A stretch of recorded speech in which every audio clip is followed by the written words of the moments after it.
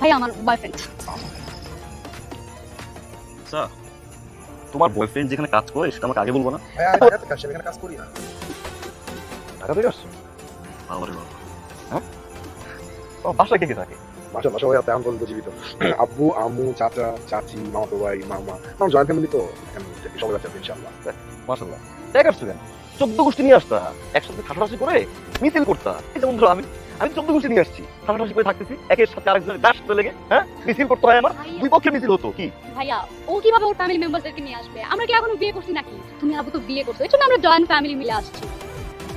বুঝছি। কি এখন কি করলাম, কি করবো, কি কাজ? ভাইয়া ও তো এখানে আসছে, আমাদেরকে একটা রুম নিয়ে দাও না প্লিজ। না সিক।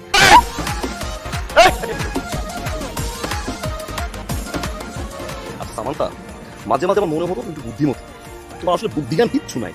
তোমাদের বিয়ে হয় নাই, কিছু হয় নাই। আমি নতুন একটা জামাই, আমি কি একটা রুম ম্যানেজ করি, তুমি জানলে কি বলবে? ভাইয়া আমি কি বলছি নাকি যে আমি ওর সাথে রুম শেয়ার করবো? আমরা দুজনে দুই রুমে থাকবো, বাট রুমটা যদি একটু কাছাকাছি হয় তাহলে সুবিধা হয়। কি ইশারা চোখাচোখি করতে প্লিজ ভাইয়া একটু ম্যানেজ করে দাও।